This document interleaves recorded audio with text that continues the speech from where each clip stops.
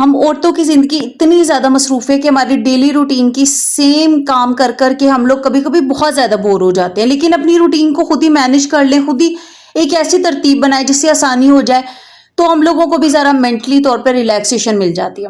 बिस्मिल्लाहिर्रहमानिर्रहीम, अस्सलाम वालेकुम। मैं हमेशा ब्रेकफ़ास्ट के बाद ये करती हूँ कि क्विकली मैं किचन में आ जाती हूँ, ताकि मैं अपने किचन का मेस थोड़ा-सा सँभाल सकूँ, थोड़ा-सा उसको सेट कर सकूँ।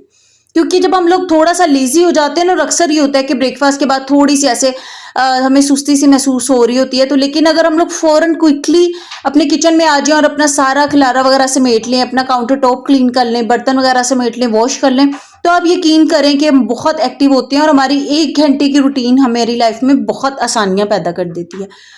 तो मैं हमेशा ये करती हूँ कि ब्रेकफ़ास्ट के फ़ौरन बाद किचन में आ जाती हूँ, काउंटर टॉप को अच्छे तरीके से क्लीन करती हूँ, जो भी आटा वगैरह हो अगर ये साथ-साथ क्लीन कर लिया जाए तो चूंटियाँ और कॉकरोचेस वगैरह भी नहीं आते। अगर ये थोड़ा बहुत भी पड़ा रहे तो फिर इस तरह की चीज़ों को तो दावत देने वाली बात है। जैसे ही ब्रेकफ़ास्ट से मैं फ्री होती हूँ, मैं अपनी स्टोव को भी क्लीन कर लेती हूँ, क्योंकि बाद में खाना भी बनना होता है और अगर इसी तरह हम सारा दिन काम करते रहेंगे तो लास्ट में बहुत ज़्यादा मेस हो जाता है। रात को मैं अपने स्टोव को बहुत अच्छे तरीके से क्लीन करके सोती हूँ, ताकि कोई भी खाने के ज़र्रे भी ना रहें, और ये बुरा भी लगता है इस वज़ह से, क्योंकि हमें खाना ही इस पे बनाना होता है, तो जब यही साफ-सुथरा नहीं होगा तो ये बहुत ज़्यादा किचन मेस लगता है। तो मैं अपने स्टोव को ना लाज़मी क्लीन कर लेती हूँ। जब भी एक दफ़ा खाना बनाती हूँ तो मैं उसको क्लीन कर लेती हूँ, क्योंकि ऑयल की छींटे वगैरह, पराठे बन रहे होते हैं, रोटी बन रही होती है, खुश्क आटा गिर जाता है, कुछ भी खाने-पीने की चीज़ें गिर जाती हैं, तो फिर इस वज़ह से ना स्टोव की क्लीनिंग बहुत ज़्यादा ज़रूरी होती है। अगर साथ-साथ क्लीन कर लिया जाए तो कम काम होता है, कम वक़्त में आप साफ़ कर लेते हैं। अभी सिर्फ़ ब्रेकफ़ास्ट बना था तो मुझे हार्डली 5 टू 6 मिनट भी नहीं लगे, बल्कि 5 मिनट से भी कम टाइम में मैंने इसको क्लीन कर लिया।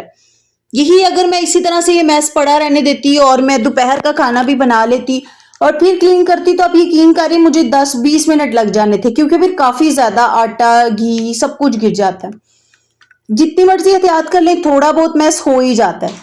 तो साथ-साथ कर लें तो हार्डली 5 मिनट भी नहीं लगेंगे, और अगर आप पूरे दिन के बाद रात को करेंगे या अगर रात को आप छोड़ देंगे तो सुबह आपका उतना टाइम वेस्ट होगा। मैं जब काउंटर क्लीन करती हूँ बहुत अच्छे तरीके से, तो फिर मैं एक दफ़ा चीज़ों को सेट नहीं करती हूँ, ताकि काउंटर की वो जगह खाली हो और वहाँ पे अच्छे तरीके से हवा लगे, खुश्क हो जाए सारा एरिया। फिर उसके बाद ये सारी चीज़ें सेट करती हूँ, जो भी थोड़ी बहुत डेकोरेशंस मैंने रखी हुई हैं। उसके बाद मैं खाने की तैयारी कर लेती हूँ पहले, क्योंकि पहले से डिसाइडेड होता है कि मैंने क्या बनाना है। मैं अपने हस्बैंड से पूछ लेती हूँ, या तो रात को या सुबह ब्रेकफास्ट के टाइम ही मैं पूछ लेती हूँ। खाना टाइम पे बन जाए, फिर बाकी सारे काम मैं आराम से करती रहती हूँ। मैं ना हर चीज़ को सेट करके रखती हूँ। मैं कभी भी ऐसा नहीं करती हूँ कि चीज़ें बिखरी हुई हैं तो उन्हें बाद में उठाऊँ। इसलिए मुझे क्लीनिंग, अगर मैं सुबह में ना भी ज़्यादा फ़ौरन क्लीनिंग करूँ तो मेरा टाइम निकल जाता है। तो आज मैं खाने की तैयारी इसलिए भी पहले कर रही हूँ, क्योंकि मुझे राइस मैंने बनाने थे और वो मुझे भेजने भी थे। तो इसलिए मैं जल्दी से ये सब काम कर रही थी, क्योंकि मुझे ये था कि मैं अपनी राइस की तैयारी पहले कर लूँ। मैं बहुत दफ़ा राइस की रेसिपी शेयर कर चुकी हूँ, तो आज मैं कंप्लीट रेसिपी नहीं शेयर करूँगी, बस आपके साथ टिप्स एंड ट्रिक्स शेयर करूँगी। मैं जब भी राइस बनाती हूँ तो उसके लिए fresh garlic and ginger paste लेती हूँ।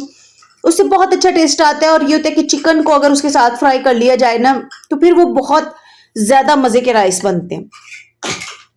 मैं आपके साथ पहले भी टिप शेयर कर चुकी हूँ कि जब भी आप काउंटर पे काम करें, एक छोटी बास्केट वगैरह अपने पास रख लिया करें और कचरा उसमें डाल दें।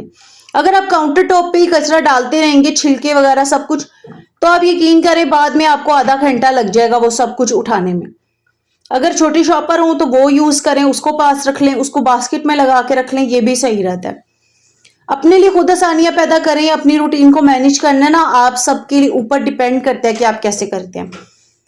जो हम लोग सोच रहे होते हैं ना कि हमसे रूटीन मैनेज नहीं हो रही, बहुत ज्यादा काम है, मेरे पे बहुत बर्डन है, ऐसा कुछ भी नहीं होता। ये हर एक की रूटीन है, हर एक की लाइफ है। कोई इसको अच्छे तरीके से मैनेज करता है और किसी से अच्छे तरीके से मैनेज नहीं हो पाती। अपनी रूटीन में इस तरीके से आप लेके चलें कि आप लोगों को कुछ चीजों का ना आइडिया होता है कि ये काम करनी है। लाइक आपने खाना बनाया तो काउंटर टॉप को फौरन क्लीन कर लेना चाहिए, क्योंकि अगर वो इस तरह पड़ा होगा, कोई गेस्ट भी आ जाएंगे या घर में कोई भी, वो अच्छा नहीं लगेगा। और मुझे खुद बहुत डिप्रेशन होने लग जाता है अगर मेरा काउंटर टॉप ही मैसी हो।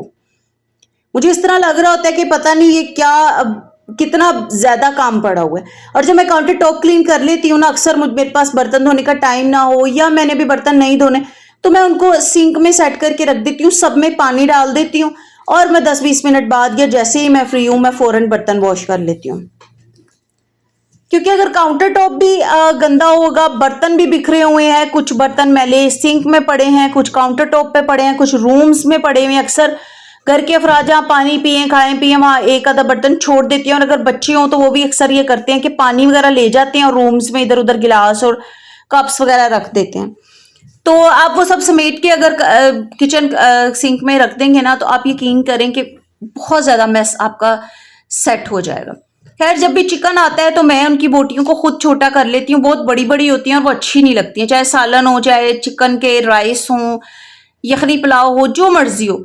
तो मैं अब ये करती हूँ कि पहले मैंने चिकन को अच्छी तरह वॉश कर लिया था, फिर कट किया है, उसमें नमक और थोड़ा सा मैंने सिरका डाल दिया। इससे फायदा ये होगा कि सारा ब्लड निकल जाएगा। इसके बाद मैंने राइस बनाए थे और राइस अभी दम पे थे, सबको खाना वगैरह देना था, तो मेरे थोड़ा सा ना फ्रिज को क्लीन करना था, थोड़े से ऑर्गेनाइज करना था, क्योंकि अक्सर हम जब चीजें वगैरह रखते रहते हैं ना तो चीजें काफी मैस हो जाता है। कुछ एक्स्ट्रा प्लेट्स वगैरह, कुछ एक्स्ट्रा चीजें भी पड़ी होती है जिनका हमें ना आइडिया नहीं होता। बच्चे भी कुछ ना कुछ रख देते हैं, तो चीज़ों को जब अंदर बाहर निकालते रहे तो काफ़ी चीज़ें इधर उधर हो जाती हैं। खैर, तो मैंने उतनी देर अपने टाइम को वेस्ट नहीं किया, मैंने इन सब चीज़ों को अच्छे तरीके से सेट कर लिया था। थोड़े दिन पहले मैंने घर में स्पंज केक, जो आप टी केक भी कह सकते हैं, बनाया था, तो वो भी मेरे पास बॉक्स में मैंने कट करके रखा हुआ, इस तरह बहुत फ्रेश रहता है। रात को मेरे हस्बैंड पिज़्ज़ा लेकर आए थे तो वो भी फ्रिज में पड़ा होता है। इस तरह काफ़ी एक्स्ट्रा चीज़ें जो है ना वो पड़ी रह जाती हैं। अभी आज मैं बच्चों को दे दूंगी और फिर ये भी इंशाल्लाह यहाँ से फ्री हो जाएगा। ये मैं क्रीम्स लेकर आई थी, यहाँ से बहुत अच्छी मिलती हैं सऊदी अरब से। अलमराई की बहुत ज़बरदस्त होती हैं, चाट वगैरह में ना बहुत ज़बरदस्त रहती हैं, और कुछ भी मीठा वगैरह आप बनाएं तो। खैर, ये जितनी देर में चावलों को दम आना था, 10 से 12 मिनट के टाइम था, उससे पहले ही मैंने फ्रिज को क्लीन कर लिया था और काफ़ी एक्स्ट्रा चीज़ें भी निकाल ली थी। इससे मेरा टाइम वेस्ट नहीं हुआ और मुझे काफ़ी ज़्यादा हेल्प हो गई। जब पहले मैं गोश्त वगैरह भून रही थी तब मैंने रायता वगैरह बना लिया था और कुचुमर सैलेड भी रेडी कर लिया था।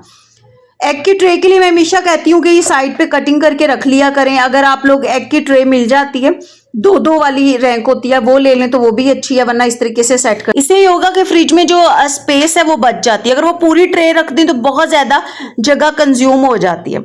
आई होप आपको वीडियो अच्छी लगी हो। वीडियो अच्छी लगे तो लाइक जरूर कीजिएगा। अपना बहुत ख्याल रखिएगा। अल्लाह हाफिज़।